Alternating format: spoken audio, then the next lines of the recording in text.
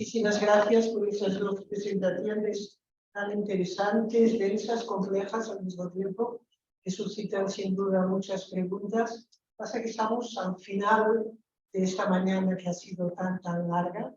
Yo les agradezco además a los participantes de haberse, digamos, adaptado a los tiempos, tal como hemos hecho al final de cada sesión. Ahora quizá un poco más de brevedad.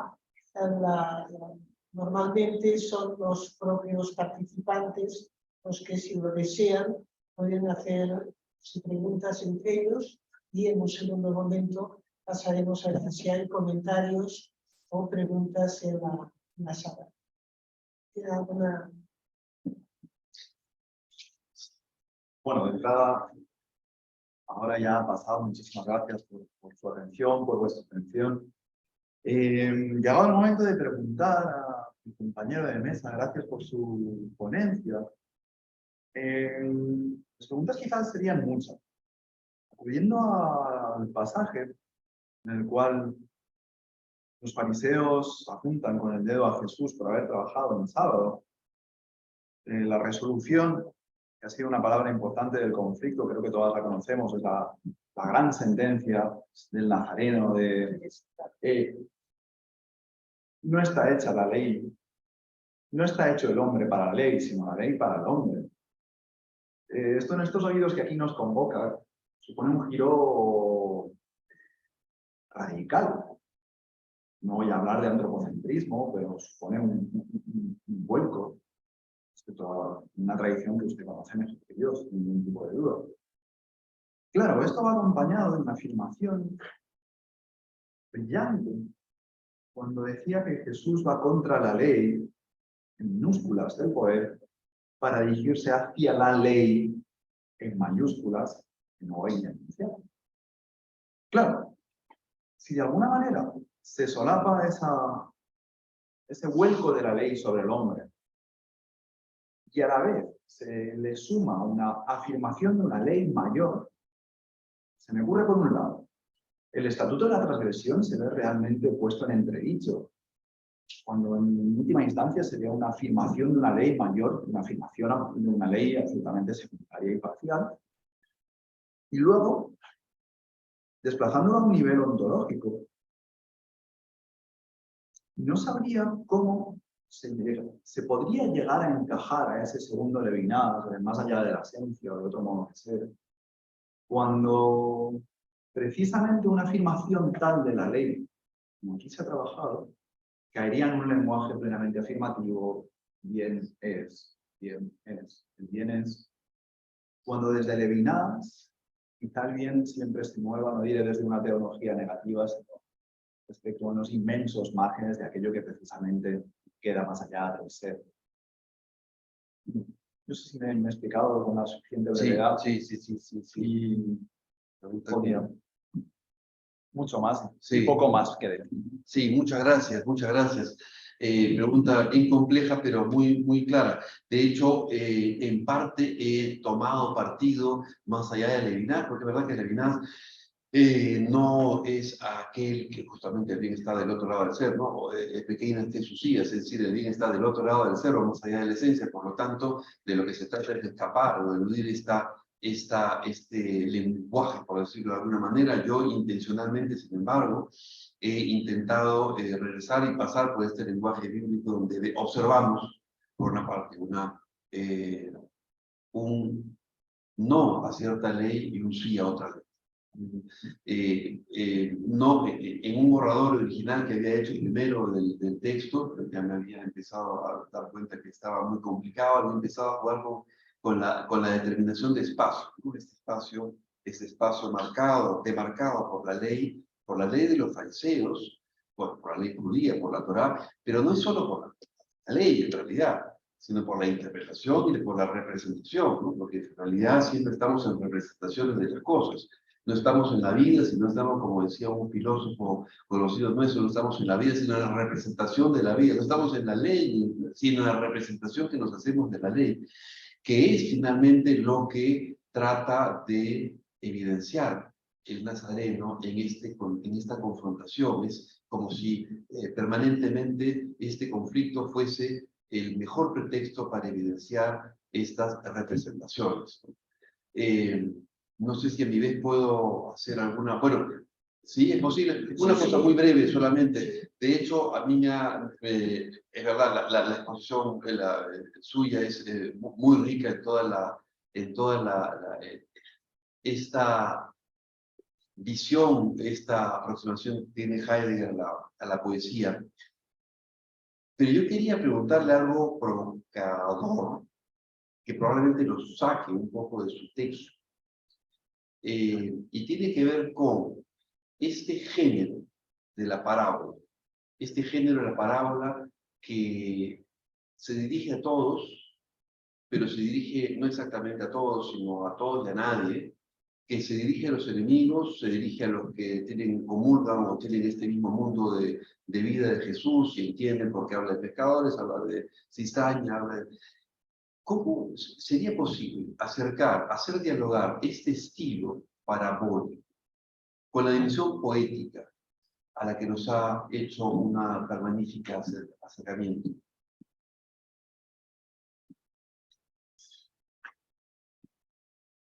Absolutamente incapaz de responderle por muchas cuestiones. Sí. En primer lugar, porque me pregunta por un género que es usted el que no ha trabajado, ¿no? En segundo lugar, porque en mi pequeño trabajo, el lenguaje poético quedaba muy, en esta ocasión, muy orillado en la periferia, a pesar de que en ocasiones las palabras pudiesen parecer poéticas de la mano de Gary Snyder. No era la intención.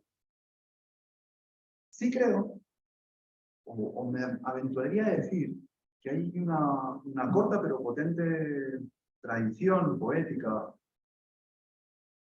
que lejos de generar una poesía expositiva, una poesía expresiva, en absoluto, sí ha tomado la capacidad, voy a inventar una palabra, la capacidad cortocircuitante del lenguaje. Estoy pensando, por ejemplo, en Paul Celan, al cual dedicamos un curso hace mucho tiempo. Claro, aceptar algo así, en ese sentido no hablaríamos del Nazareno, sino estaríamos mucho más cerca de la Torá. Plantear un poema o una poesía que sacase a la luz en palabras esa capacidad de hacer fracturar la discursividad propia, precisamente lo que no podría hacer es aquello que aquí se planteaba desde un principio, que es encontrar resolución. Desplazaría constantemente y de forma radical y brutalmente incómoda la intención resolutiva de cualquier discursividad. Y ahí podríamos hablar de Celan, ahí podríamos hablar de la piedra de Mandelstam, ahí podríamos hablar de Mallarmé. Pondría una rara hermenéutica negativa en la cual se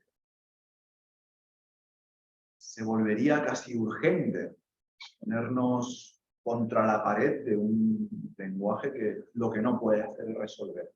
Porque ha salido del ruedo de la resolución, por más que le llamemos que no es pragmático. No sé si con esto podría haber respondido ligeramente. Sí. Si hay alguna pregunta en la sala, si puede ser breve, mejor. La respuesta también, ¿sí? Yo tengo una pregunta por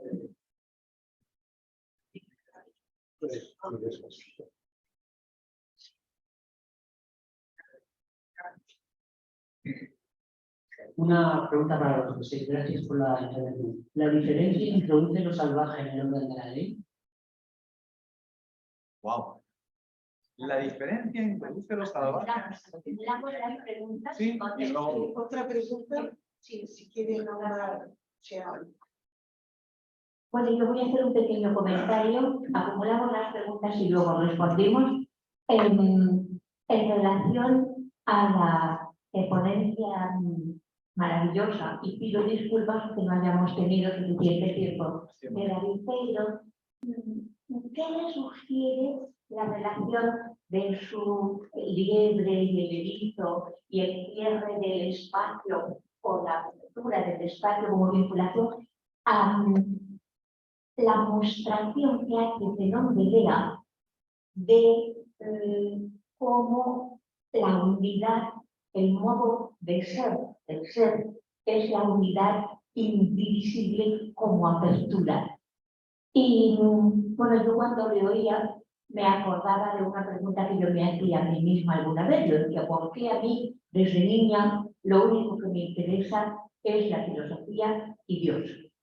Y entonces yo me respondí a mí misma que porque como había vivido 8 años con mi familia en el desierto, me era enteramente imposible creer que la apertura de lo divino no fuera aquello en lo que estábamos estas otras representaciones de los hombres, y sus teatros y la corte. Y eso, sin embargo, tenía que ver con el lenguaje. Bueno, si le sugiere algo a David, quiero decir esto. Y cuando veía la espléndida presentación, ponencia del rector Rafa, le llama también, el profesor Rafael, por aquí, muy querido, Rafael Fernández Hart, me preguntaba por el, primero que no olvidemos que la escritura donde está Jesús es un espacio, y un espacio claro hermenéutico, y luego me preguntaba por esto que hemos tratado estos días aquí, en la noesis, en la racionalidad espiritual, que no está encerrada en el concepto, todo aquello que ya desde el principio Manuel Esteve comentaba de la órexis, que también trató en la tumba, desde la tumba de Antígona, la otra rectora que nos acompaña hoy en una conferencia magistral, ¿verdad?, sobre el pacto y el pudor y la justicia, la pureza y la justicia, en relación al pudor maravilloso, ¿no? Y es como en esa noesis espiritual hay una tríada, que es el efecto de la creatividad, la receptividad simultáneas y el deseo. Y el deseo es el deseo del bien. Entonces yo me preguntaba por el espacio del bien, y la pregunta para el rector Fernández Hart era, ¿este espacio para el bien puede no ser comunitario?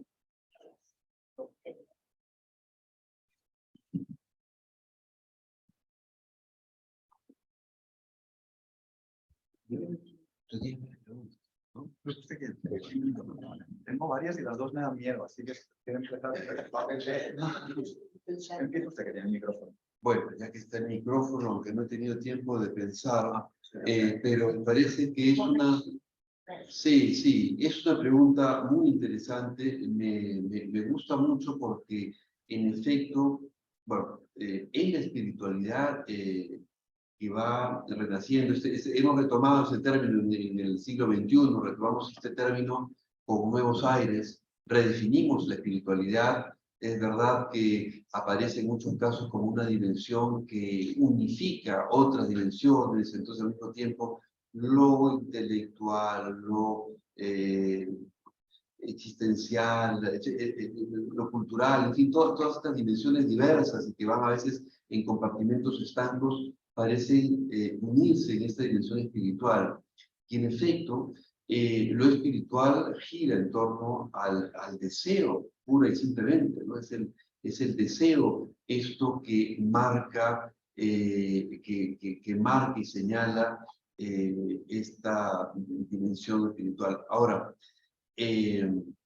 la pregunta concreta es si este espacio del bien puede no ser comunitario. Quiero pensar que no. Pienso que el bien, si lo que pasa es que, claro, el problema es que hay interrupciones, hay interferencias, y se ve como en la dimensión espiritual, cuando se hace una revisión de los espirituales antiguos y contemporáneos, el ser humano, y eso es una cuestión totalmente antropológica, siempre está como intervenido, interferido, y aun cuando puede reconocer su deseo de bien, está tan interferido, tiene tantos filtros que marcha en la dirección contraria, y puede llamar bien precisamente aquello que es todo lo contrario. Entonces, en términos generales, el bien nos convoca. El bien, uno de los rasgos por los cuales reconoceremos al bien es precisamente por este espacio comunitario al que nos abre, porque es común. El bien es eso y compartimos eso que nos permite el vínculo entre unos y otros. El bien es aquello que nos amarra, que nos permite mirarnos cara a cara, que nos permite soñar juntos, que nos permite... eso es el bien. Ahora, repito, efectivamente muchas veces podemos empezar a alimentar representaciones del bien. ¿Sí? Eso nos pasa permanentemente y automáticamente pues, le da cualquier falta.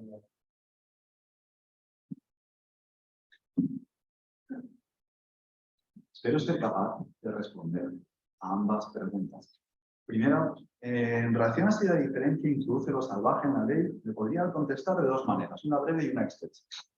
La breve es no. Si intentamos ahondar, creo que el planteamiento es profundamente interesante y se lo agradezco. De entrada, advierto mi mayor humildad y mi mayor cautela a atender a un término de este texto de Heidegger que resulta conscientemente periférico. Por lo tanto, asumo todos los riesgos que esto supone.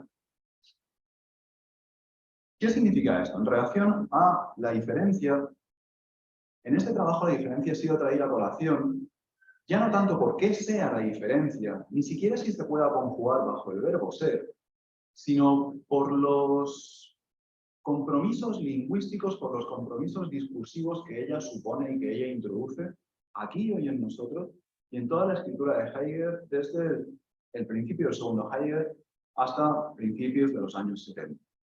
La diferencia introduce la posibilidad o la imposibilidad de dar el paso hacia un lenguaje otro, hacia una relación cambiada que dice Heidegger. Y en este sentido, este pequeño trabajo yo intentaba más que evaluar cuáles son los límites de esa posible imposibilidad del lenguaje. Si realmente se puede dar un lenguaje otro, que Heidegger siempre va dejando de lado. Es un gran maestro, aludiendo y aludiendo. Empezando por ahí,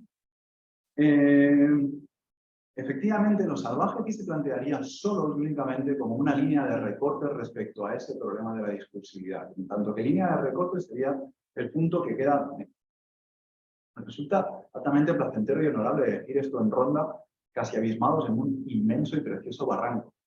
Ya, ese punto que queda más allá, respecto al cual y gracias al cual ya no es que haya discurso, es que hay Lichtung, hay posibilidad de discurso.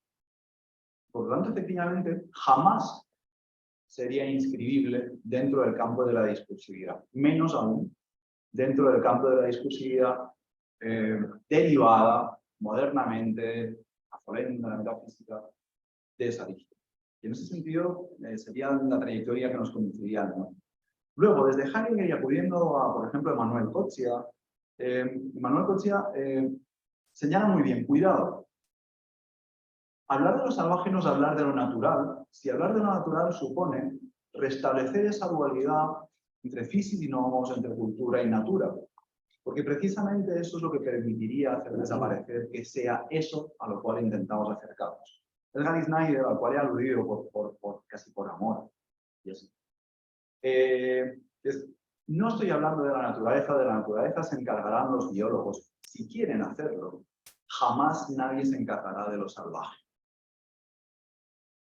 Y por lo tanto, no me quedaría con la mayor humildad y con unas letras muy chiquititas y en voz baja responder que no.